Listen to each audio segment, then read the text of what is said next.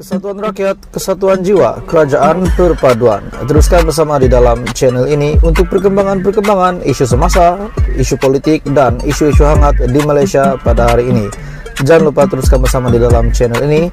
Tekan butang like, share, dan subscribe channel ini untuk perkembangan terkini politik di Malaysia. Butang subscribe supaya kamu tidak terlepas perkembangan-perkembangan politik. Tuan-tuan dan puan-puan semua, salam sejahtera Malaysia. Terima kasih sudah sudi menonton video hari ini daripada channel ini. Perkembangan terkini politik di Malaysia, kerajaan perpaduan, timbalan Perdana Menteri sudah diisi jawatannya, menteri-menteri juga sudah diisi, dan kini kita menantikan pengumuman bagi timbalan menteri di dalam kabinet kerajaan perpaduan. Sudah pasti Anda dan saya sendiri tertanya-tanya, siapa yang akan menjadi timbalan bagi menteri-menteri di dalam Kabinet Perdana Menteri ke-10 Malaysia, Kerajaan Perpaduan. Tapi sebelum saya kongsikan kepada Anda berita hari ini, sila tekan butang subscribe supaya kamu tidak terlepas perkembangan-perkembangan terkini politik di Malaysia. Tuan-tuan dan puan-puan semua, akhirnya satu keputusan yang tergempar daripada MIC. Adakah pertanyaan-pertanyaan kita, siapa yang akan menjadi timbalan menteri? Adakah MIC akan mengisi kekosongan itu? Ataupun MIC tidak akan mengisi bagi menjaga hati pengundi atau banyak lagi sebab yang tertentu? Akhirnya MIC membuat satu kenyataan, satu keputusan muktamad yang mengejutkan bagi saya. MIC tidak akan terima jawatan timbalan menteri. Penerangannya ada di sini hari ini di dalam video ini.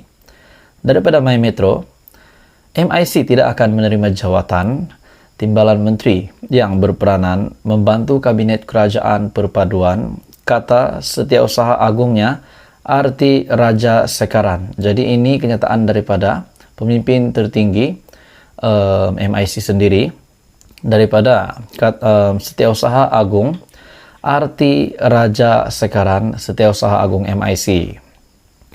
Dalam ucapan tersebut, dalam artikel ini, MIC mengucapkan tahniah kepada Datuk Seri Anwar Ibrahim kerana dilantik sebagai Perdana Menteri.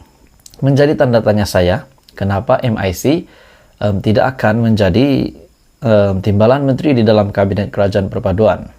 Adakah ini keputusan muktamad daripada MIC sendiri ataupun daripada beberapa pihak yang lain, ataupun dari Barisan Nasional ataupun parti komponen yang lain, ataupun daripada rakyat? MIC mengucapkan tahniah kepada Datuk Seri Anwar Ibrahim kerana dilantik sebagai Perdana Menteri ke-10. MIC juga merakamkan sokongan kepada titah yang di Purtan Agong Al-Sultan Abdullah Riayatuddin Al-Mustafa Billah Shah untuk menyokong kerajaan perpaduan. Jadi saya mengucapkan tahniah kepada MIC kerana telah menyokong titah Agong. Semoga Perdana Menteri dapat menjalankan tugas dan tanggung jawab dengan sempurna dan juga adil untuk semua kaum di Malaysia, katanya dalam kenyataan hari ini. Terdahulu juga Perdana Menteri menerusi perkongsian di laman Facebook, beliau hari ini memaklumkan calon-calon bagi jawatan timbalan menteri akan dimuktamadkan dalam masa terdekat. Jadi tuan-tuan dan puan-puan, kenyataan hari ini daripada MIC, kenapa beliau mengambil keputusan untuk tidak menjadi timbalan menteri? Beliau juga berkata, Setiausaha Agung MIC Arti Raja Sekaran juga berkata, perkara ini yang mereka sudah putuskan ini sudah dipersetujui dalam mesyuarat jawatan kuasa pusat MIC selain menghormati pilihan pengundi semasa PRU ke-15. Jadi mereka menghormati pilihan pengundi dengan cara mereka tidak akan terima jawatan timbalan menteri. Jadi itu adalah keputusan muktamad MIC untuk Kerajaan Perpaduan, untuk Barisan Nasional, dan juga untuk Datuk Seri Anwar Ibrahim selaku pengurusi Pakatan Harapan dan juga Perdana Menteri Malaysia ke-10. Tuan-tuan dan puan-puan semua, sangat mengejutkan, sangat menggemparkan.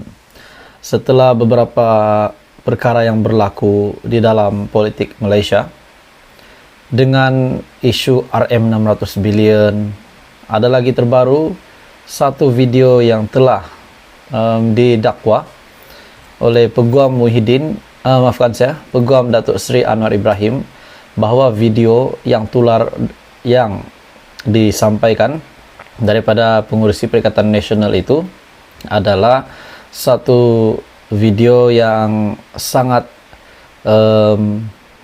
tidak disukai oleh kerajaan pada hari ini, terutamanya Perdana Menteri. Jadi apa komen Anda setelah mungkin Anda juga telah menonton video itu? Akhirnya Perdana Menteri menuntut pengurusi Perikatan Nasional untuk memohon maaf dan diberi tempo 3 hari. Sekiranya tidak, Muhyiddin Yassin boleh dikenakan tindakan undang-undang. Tapi sebelum kita masuk kepada berita hari ini, isu panas hari ini, saya ingin meminta kamu bantu channel ini dengan menekan butang subscribe supaya kamu tidak terlepas perkembangan-perkembangan terkini daripada channel ini. Akhirnya, Datuk Seri Anwar Ibrahim membuat satu kenyataan. Anwar tuntut Muhyiddin, pengurusi Perikatan Nasional, untuk memohon maaf. Perdana Menteri Datuk Seri Anwar Ibrahim mengemukakan notis tuntutan terhadap Tan Sri Muhyiddin Yassin agar pengurusi Perikatan Nasional itu memohon maaf tanpa syarat berhubung satu video yang berbaur fitnah yang mendakwa Anwar menerima bayaran sebanyak ringgit Malaysia 15 juta sebagai penasihat ekonomi Selangor. Tetuan SN Nair and Partners yang mewakili Datuk Seri Anwar yang berumur 75 tahun menghantar notis tuntutan itu hari ini. Menurut Datuk SN Nair, anak guamnya menuntut Muhyiddin menarik balik video ucapannya semasa ceramah pada Grand Finale PN Padang Serai mengenai Anwar di aplikasi TikTok di bawah nama @BeritaKini8. Perkataan-perkataan memfitnah selain memadam ataupun menarik balik segala komen yang menyinggung perasaan dan bersifat fitnah itu. Ini sangat hangat tuan-tuan dan puan-puan. Muhyiddin Yassin telah membuat satu video yang betul-betul membangkitkan kemarahan Datuk Seri Anwar sehingga Perdana Menteri ke-10 Malaysia membuat kenyataan bahawa Muhyiddin perlu meminta maaf. Beliau juga berkata, pengurusi Pakatan Harapan itu juga menuntut, aku janji bertulis daripada Muhyiddin untuk tidak mengulangi mana-mana dakwaan dan juga komen seperti dalam video tersebut selain daripada ganti rugi. Sekiranya anak guam saya tidak menerima apa-apa maklum balas yang memuaskan dalam tempo 3 hari ini, daripada tarik penerimaan notis ini, arahan kami adalah untuk memohon suatu perintah injunksi dan meneruskan tindakan perundangan terhadap Tan Sri Muhyiddin, katanya.